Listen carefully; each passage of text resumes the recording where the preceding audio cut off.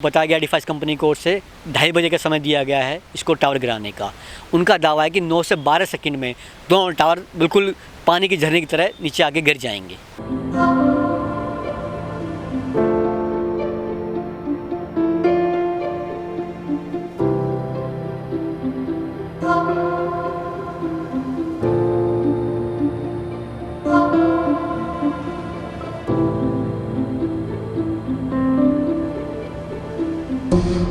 दो 2006 से 12 तक जितने भी अधिकारी अथॉरिटी में रहे सब ने बिल्डर के साथ साथ सांठगांठ करके उनको परमिशन देती गई, नियमों की धज्जियां उड़ाती गई।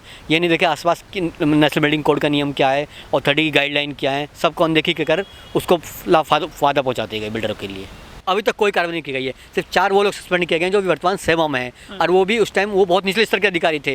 निचले अधिकारी बिना अधिकारी आला अधिकारी के मंजूरी कुछ नहीं कर सकता है जब तक कि ऊपर से निर्देश नहीं आते। एक आम बाबू की किसी की हिम्मत नहीं होती कोई कुछ हेराफेरी कर दे जाता जब तो सीईओ चेयरमैन या ऊपर लेवल से नहीं आए। इसमें सीईओ चेयरमैन तक के अधिकारी फंसे हुए हैं, इनका अभी तक 1 साल में कोई कार्रवाई नहीं की गई उन पर। सिर्फ जाँच के नाम पर टाइम ही चल रहा है। इन दोनों जो टावर हैं एपेक्स ओशियान, इनमें 915 फ्लैट और 21 दुकानें थी जो बननी थी। कमर्शियल एक्टिविटी भी होती है यहाँ पे। कमर्शियल 21 दुकानें भी बननी थी यहाँ पे। अच्छा। लेकिन इसमें से करीब 133 जो बायर थे वो शिफ्ट हो गए दूसरे प्रोजेक्टों में बाकी। लेकिन अभी 248 लोगों के पैसे फंसे हुए हैं इसमें जो अभी तक बिल्डर ने दिए नहीं हैं, जिनका प्रोसेस अभी कोर्ट में सुनवाई चल रही है। जो टावर आप सामने खड़े हुए उनको बनाने करीब 200 करोड़ की लागत आई थी बनाने में मोटे तौर पे। हालांकि बिल्डर जानता होगा बेहतर लेकिन मोटे 200 करोड़। अब इसमें जो कंपनी को ठेका दिया गया 7.5 करोड़ का एडिफाइस कंपनी को दिया जो बिल्डर पे करेगा इसको गिराने में जो खर्च आएगा। इसके अलावा करीब 35,000 क्यूबिक मीटर इससे मलबा निकलेगा। उसमें से करीब अनुमान के तौर पर 4,000 टन लोहा की बताया जाए लोहा निकलेगा कम से कम सरियाँ जो होगा उस पर अधिकार एडिफाइस कंपनी होगा जो उसको बेच के जो आय होगी वो एडिफाइस की होगी। मतलब 7.5 करोड़ के अलावा है वो जो मतलब जो मलबा होगा उसे भी कंपनी ले जाएगी। कंपनी जो है अपने यूज़ करेगी एडिफाइस जो गिराने के लिए वो अपने खर्चे में करेगी। जो सुपरटेक कंपनी है जिसने इसको बनाया था उसको क्या मिलेगा? उसको कुछ नहीं मिलेगा, उसका पास खाली प्लॉट रह जाएगा बस।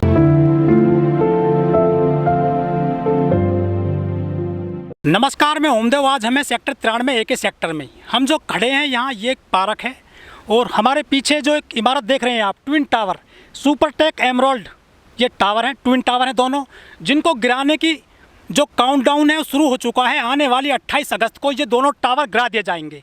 हमारे साथ हैं हिंदुस्तान टाइम्स अखबार के रिपोर्टर, सीनियर रिपोर्टर हैं मिस्टर विक्रम शर्मा जी। विक्रम जी, पूरा मामला आप ये देख रहे हैं पिछले 1 साल से ये जो दोनों टावर हैं गिराए जाने हैं। आखिर ये टावर क्यों गिराए जाने हैं जो ट्विन टावर हैं सुपरटेक एमराल्ड के? बेसिकली जो टावर जो बनाए गए थे नियमों की अनदेखी कर बनाए गए थे। यहाँ पे जब जो टोटल जिसमें लोग रह रहे हैं 1 से 15 तक टावर हैं उनको उस टाइम बताया गया था कि गिनरी का हिस्सा है, लेकिन बिल्डर ने यहाँ फ्लैट बनाने शुरू कर दिए। दूसरा, इसमें नेशनल बिल्डिंग कोड का उल्लंघन हुआ नियम का। दोनों टावरों के बीच की दूरी कम से कम 16 मीटर होनी चाहिए। तो यहाँ पे एस्टर 2 जिसमें लोग रह रहे हैं और एक एपेक्स टावर जिसका नंबर 17 है उसकी दूरी महज 9 मीटर है जिसमें नियमों की अनदेखी की गई। इसमें अथॉरिटी के अधिकारियों की मिलीभगत रही। ये जो टावर बनाए गए हैं दोनों, इनकी नींव किस सन में रखी गई थी और कौन सी सरकार थी उस दरमियान? 2004 में बिल्डर ने ज़मीन खरीदी थी, करीब 70,000 मीटर ज़मीन खरीदी है प्रोजेक्ट के लिए। उसके बाद पहली बार जो नक्शा पास कराया गया तो उसमें 1 से 15 तक टावर बताए गए। बाद में इसने रिवाइज प्लान पेश करा 2006 में। उसके बाद इसमें 3 बार संशोधन किए गए कि जब उसमें 16 और 17 नंबर टावर बताए गए एपेक्स और ओशियान, तो उनको जाके स्टार्टिंग में ये टावर मात्र ग्राउंड प्लस 11 मंजिल खड़े होने थे। लेकिन आज आप देख रहे हो कि एक टावर की जो है 32 मीटर में 32 मंजिल बना हुआ, एक बना हुआ है 29 मंजिल का। तो ये जो इनकी हाइट कितनी है करीब दोनों टावर्स की? इनकी हाइट करीब 101 मीटर समथिंग है सबसे बड़े वाले टावर की। परमिशन कितनी थी नोडा प्राधिकरण ने? स्टार्टिंग में 9 फ्लोर प्लस भूतल दी गई थी, बाद में प्लान रिवाइज होते गई। इस प्रोजेक्ट का 3 बार रिवाइज प्लान पेश किए गए अथॉरिटी में नक्शा पास कराने के लिए। तो अथॉरिटी ने और अधिकारी बिल्डरों की मिलीभगत से इसमें संशोधन होते चले गए। जो आज एक बनने तो 40 मंजिल थे लेकिन बीच में RW वालों ने कोर्ट की लड़ाई लड़ी जो वहीं रुक गए। आज 4 दिन बाद गिरने वाले हैं। मतलब 32 मंजिल अभी है ये बिल्डिंग, सुप्रीम कोर्ट के आदेश पे गिराई जाएगी, लेकिन इनको और ऊंचा करना था, मतलब 40 मंजिल तैयार करना था। आखिर ये कौन अधिकारी थे जिन्होंने इसको परमिशन देते चले गए बिल्डर को कि और ऊंचाई करिए आप, और ऊंचाई करिए आप? कहाँ अनदेखी दिखाई देती है आपको इसमें? 2006 से 12 तक जितने भी अधिकारी अथॉरिटी में रहे सब ने बिल्डर के साथ साथ सांठगांठ करके उनको परमिशन देती गई, नियमों की धज्जियां उड़ाती गई। ये नहीं देखे आसपास की नेशनल बिल्डिंग कोड का नियम क्या है, अथॉरिटी की गाइडलाइन क्या है, सबको अनदेखी कर उसको फायदा पहुँचाती गई बिल्डरों के लिए। वो कौन लोग हैं जो सुप्रीम कोर्ट गए थे इस इमारत को लेकर? सुप्रीम कोर्ट में तो मामला अभी बाद में गया है, उससे पहले 2012 में RWA जो एमरोल्ड कोर्ट की बनी हुई है, उदयवान सिंह तेवतिया हैं जो उसके अध्यक्ष हैं, पहले उस टाइम भी थे, उनके नेतृत्व में RWA के लोग 2012 में हाई कोर्ट का दरवाज़ा खटखटाया था।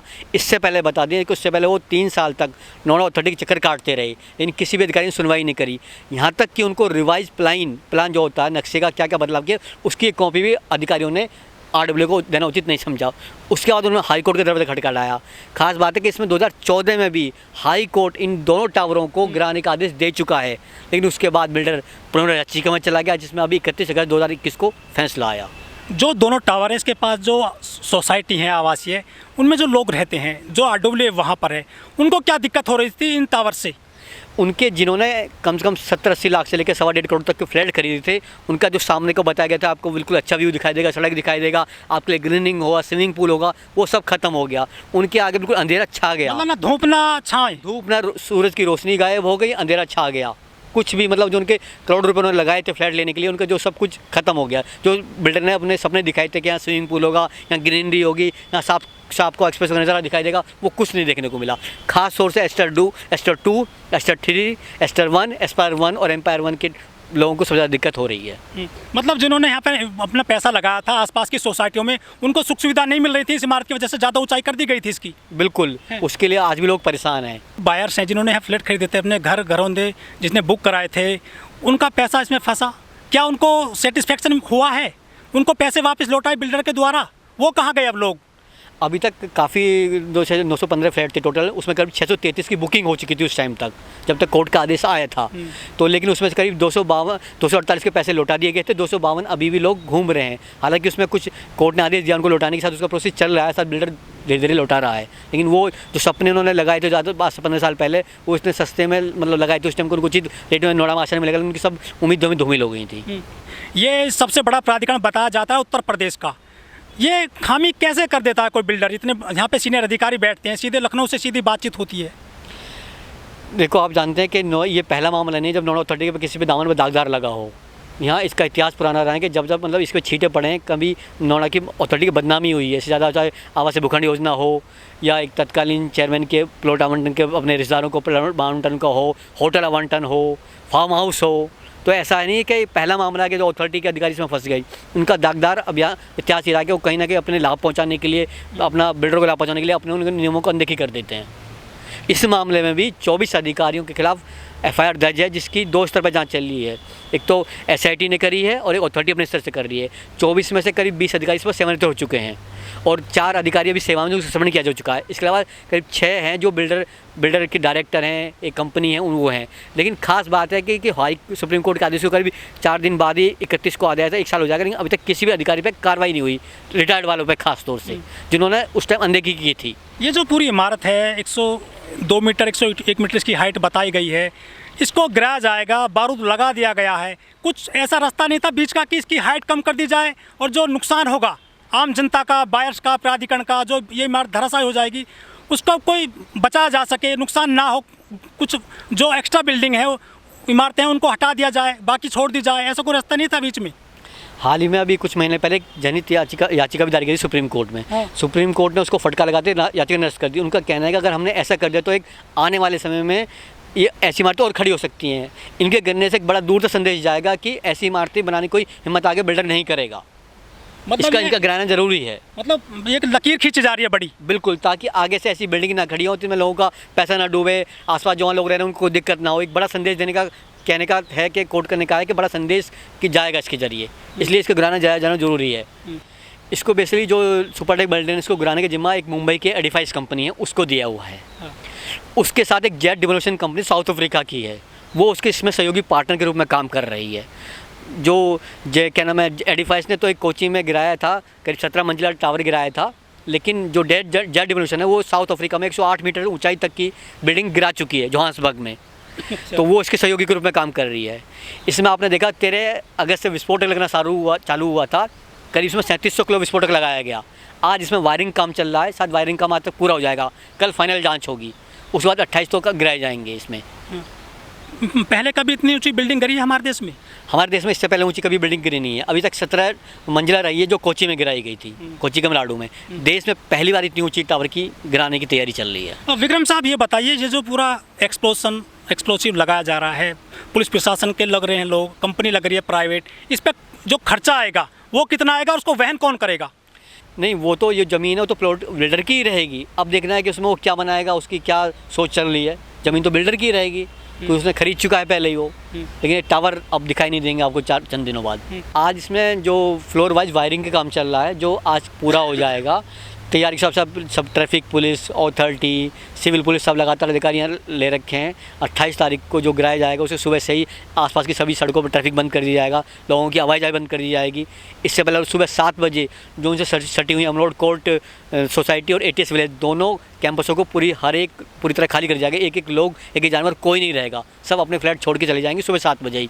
और शाम को 4 बजे जब क्लियर हो जाएगा कि अब कोई आशंका नहीं टावर गिरने के बाद, तब वो अपने फ्लैटों में वापस लौट सकेंगे। जब ये एक्सप्लोसिव्स का होगा, पुलिस प्रशासन ने कुछ ऐसी मुनादी वगैरह कराई है, कुछ ऐसा नोटिस दिए हैं कि आसपास के इलाके में ये करना है, ये नहीं करना है, नो फ्लाइंग जोन रहना है, नहीं रहना है, या प्रदूषण को लेकर जब बहुत बड़ा गुबार निकलेगा, इसमें धुआं भी निकल सकता है, एक तरह का इसमें जो धूल उड़ेगी, उसके प्रबंध क्या करें हैं हेल्थ डिपार्टमेंट ने? जो अभी तक बताया जा रहा है कि जब गिरेगी धूल के ऊपर 10-15 मिनट तक रह सकता है, तो थाना पुलिस अथॉरिटी से जो आसपास की सोसाइटी सबको कहा गया है कि अपने फ्लैट के गेट खिड़कियां सब पूरी तरह बंद रखें, किसी को भी बाहर निकल की परमिशन नहीं होगी, उनको पहले ही एडवाइजरी कर दी गई है। इसके अलावा क्या नाम है, हेल्थ डिपार्टमेंट तुरंत जब क्या नाम है टावर गिर जाएंगे उसके बाद अपनी सड़कों की सफाई शुरू कर देगा ताकि लोगों को कोई दिक्कत ना हो। सबसे बड़ी बात, जो इसके आसपास की इमारतें हैं जिनमें लोग करोड़ों रुपये खर्च करके रह रहे हैं, फ्लैट लिए उन्होंने, अपनी कोठियाँ ली हैं, उनका बीमा वगैरह हुआ लोगों का या इमारतों का, गाड़ियों का? एमरोड कोर्ट जो सटी हुई सोसाइटी है और ATS विलेज दोनों का 102 करोड़ 50 लाख का बीमा हो चुका है। उसमें 2.5 करोड़ के करीब बीमा है, क्योंकि जहाँ से टावर गिरेंगे उसके बराबर उसमें गैस की पाइपलाइन जा रही है, जिसमें 2.5 करोड़ का बीमा किया गया। बाकी 100 करोड़ का उनका फ्लैटों की संपत्तियों का गाड़ियों का किया गया है। तो उनका दावा है कि हालांकि कंपनी का दावा है कि कोई दिक्कत नहीं हुई, फिर भी उसके लिए बीमा कर दिया गया है। जब इसका विस्फोट होगा तो आसपास के जो सोसाइटी के लोग हैं वो उनको कहाँ रखा गया है? अभी उन लोगों ने अपने स्तर से तैयारी कर ली है, कोई होटल में जा रहा है, कोई बाहर घूमने जा रहा है, लेकिन उसके साथ ही आसपास की जो सोसाइटी उनके लोगों के लिए मदद के लिए आ गए हैं। पार्सनाट पैसेज है, सिल्वर सिटी है, इन लोगों ने अपने जगह क्लब हाउस में या जहाँ उनको लोगों को आसीने के लिए आमंत्रित किया कि जो लोग आएँ उनके लिए रह सकते हैं, उनके लिए खाना पीने की व्यवस्था की गई है। करीब अभी तक ATS Emerald Court Supertech Emerald Court के करीब 500-600 लोगों ने सहमति दे दी कि हम आपके वहाँ रुकेंगे। बाकी किसी रिजॉर्ट के यहाँ जा रहे हैं दिल्ली NCR में, कोई होटलों में जा रहा है, कोई सबसे खास बात है कि देश ही नहीं दुनिया का सबसे बड़ा इवेंट के तौर पर होगा, तो आसपास लोग इसे देखना चाहेंगे दूर रह के भी। इसका टाइमिंग क्या है, मतलब इसका विस्फोट का, और टाइम कितना लगेगा इसको विस्फोट होने में, पूरी इमारत को जमींदोज होने में? अच्छा, मतलब आसपास कोई खतरा नहीं है? कोई खतरा नहीं है, हल्का सा जॉब ATS विलेज की होगा, लेकिन ATS विलेज सोसाइटी की तरफ होगा, वो भी 4 दीवार तक मल बजाएगा। उनका दावा है कि दोनों सोसाइटी को कोई दिक्कत नहीं होगी। ये जो नोएडा प्राधिकरण है सबसे बड़ा प्राधिकरण है, सबसे महंगा प्राधिकरण भी है, बहुत महंगी ज़मीनें अलॉट करता है। यहाँ पे अधिकारियों की ऐसी जो खामियां रही हैं, क्या लगता है भविष्य में ये लोग सुधरेंगे इस तरह से जो गलतियाँ करते हैं अधिकारी? ये तो कहना मुश्किल है सुधरेंगे को। जो इतिहास देखा जाए तो इन्होंने हर टाइम ऐसे कारनामे की जो हर एक पूरे नोएडा में नहीं पूरे देश में तक इसकी नोएडा की बदनामी हुई है। कई मामले ऐसे आपको जो गिनवा चुका हूँ मैं। तो अब हो सकता है कि जैसे अब सरकार भी बदली है, CAG की जांच भी चल रही है, कुछ सुधार आए, पर ये तो भविष्य में पता चल पाएगा कि जो आज अधिकारी काम कर रहे हैं उन्होंने गलत किए सही किए। कोई सरकार बदलती है तभी पुराने मुद्दे उड़ के सामने आते हैं कि क्या गलती हुई। वर्तमान सरकार तो अपने मुद्दे गड़बड़ी को छुपा ही लेती है। तो जो अभी तक के मुद्दे हैं सपा बसपा के टाइम के रहे हैं, भाजपा के टाइम तो अभी चल ही रही है।